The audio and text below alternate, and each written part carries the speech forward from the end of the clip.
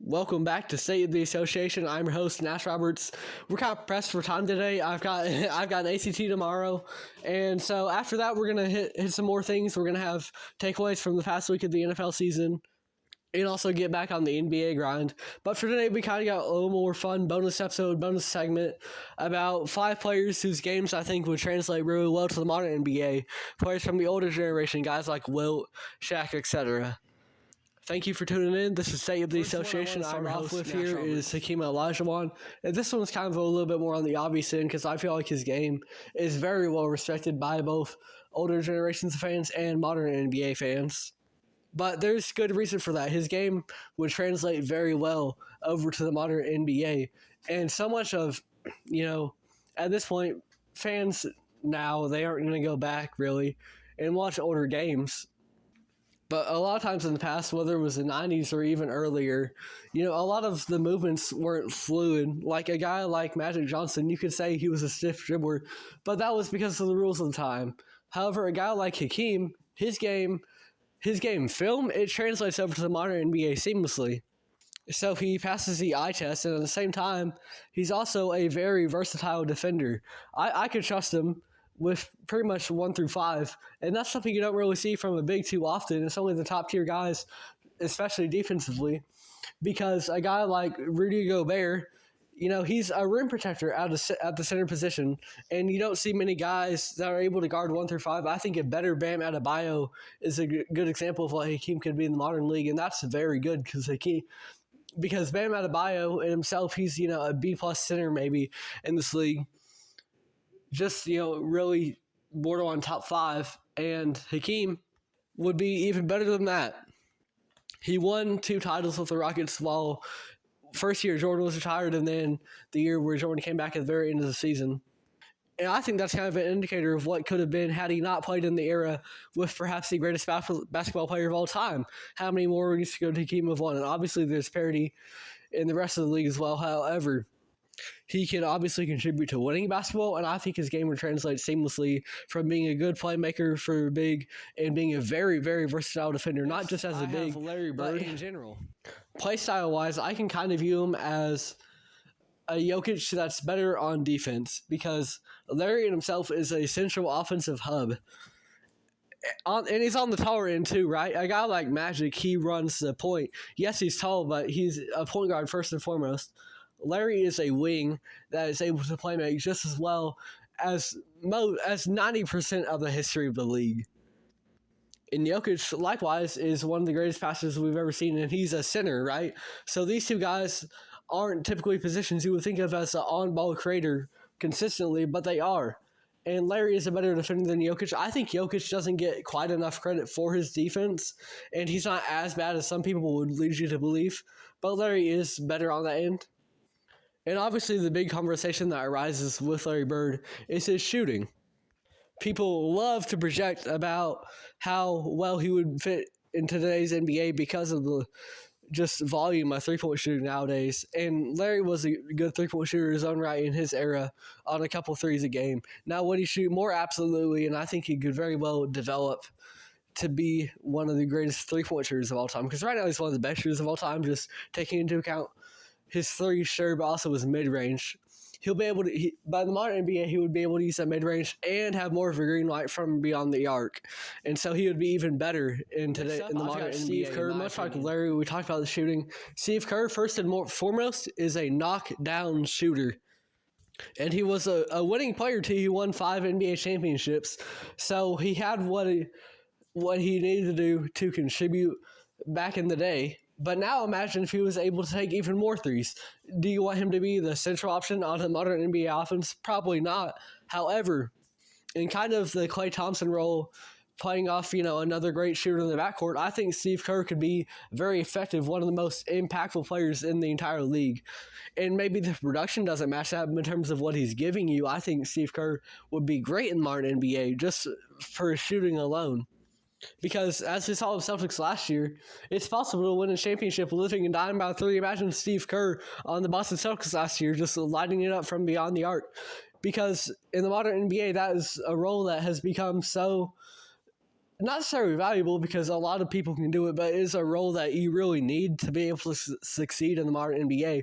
So adding him to any team, whether that's one looking for a championship or one just looking to rebuild, if you add him to a championship team, that's the best scenario because that's just another great shooter and someone teams have to pay attention to on the perimeter, which also opens up opportunities for other guys.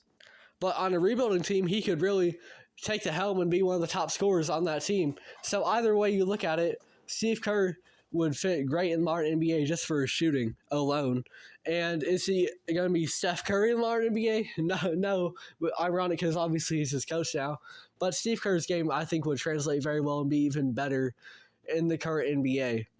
Just because of how valuable spacing the floor has become, whether it's for his individual production or whether it's creating opportunities for other guys. Imagine him with Paul Boncaro, because imagine they need a lot of shooting, right? That team doesn't have a lot of shooters. Put in Steve Kerr, guess what? Paul's gonna not get double team driving every single play.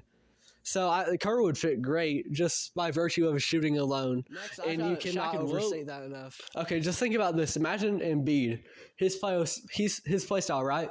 He is the closest thing we've seen in the modern NBA to just kind of that bully ball center, right? Now imagine an even bigger Embiid, Shaquille O'Neal, right? Obviously, Shaq doesn't have the spacing capability that Embiid has, but in terms of a guy that can a lot of the time just back you down into the post, no one's going to be able to stop Shaq. And there's always the argument to be made about the stretch big now. Shaq can still be just as impactful because of the fact that he's kind of out of the norm now in a league where we focus more on the big that can defend all 5 positions, right? A guy like Bam Adebayo. That kind of can create, with most centers, a jack of all trades but master of none, someone who's not going to be the best rim protector. So imagine Shaq playing against even lesser rim protectors, right? Because it's hard to stop Shaq anyways. But now he's playing with guys that are more trained to be able to defend other positions as well, so they're not able to key in on Shaq necessarily. A guy like Rudy maybe would be a little bit better on that end, but it'd be hard to stop Shaq, no doubt, and I think that'd be even more accentuated today, especially with frames of a guy like Chet and Wemby. And I don't want to be an old head, right? But they've definitely got smaller frames. Shaq's going to be able to back those guys down, absolutely. And same kind of thing with Wilt. This guy was just an athletic freak. He would make it in any single era. And you can argue, right, how their games may not necessarily, in terms of how they play, that doesn't necessarily fit the modern NBA, but who's stopping them? I went over Shaq a lot already, but a guy like Wilt, the stories about him are crazy. He scored 100 points in a game and averaged 15 a season. You could make an argument about the level of competition he was playing, but you don't do that by accident. And there's so many stories about him just being an athletic freak as well in a league where we see just more and more guys, their athleticism gets tapped into the next level, right? Because, you see it all the time. There's highlight plays after highlight plays. And it's like, oh, these guys, the NBA is the most athletic we've ever seen. You put a guy like Wilt, he would fit in right with the rest of them. Last one I got and is still KG. Stand out. He's an athletic big with handles, and he's a great defender. He's kind of also got that Bam Adebayo comparison. The same way I mentioned for a guy like Hakeem. But hey, if we want to talk about the Heat, right? Bam Adebayo, Jimmy Butler, we always talk about his mentality, right? KG's got that twice as much. So KG would be perfect for modern Heat culture and just in general, right? I think his game arguably translates better now than it did to that era. Because that was true of the golden age of power forwards when KG was playing. You had him, Tim Duncan, Dirk. And all 3 of those guys brought something a little bit different to the table. Dirk was the best shooter of them all. Tim Duncan was Mr. Big Fundamental. And KG was kind of somewhere in the middle as the athletic big. And as a result, KG didn't get to really stand out as much because of all the great power forwards that already were.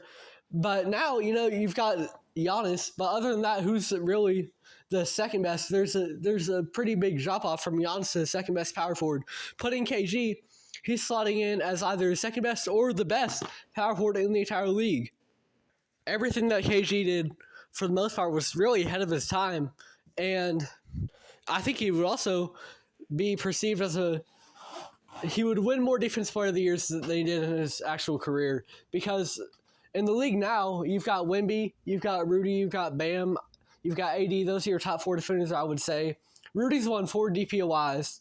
None of those other 3 guys have. So who's going to have to get that, right? So KG, just by virtue of that, you can't say throughout 4 seasons that he's not going to be the best defender in the league at least one of those seasons and anchoring a top defense in the league. You can't say that just for the level of defender KG was. So he would have got more DPOYs as well. He would translate wonderfully. It has been State of the Association. I'm your host, Nash Roberts. We will be back tomorrow.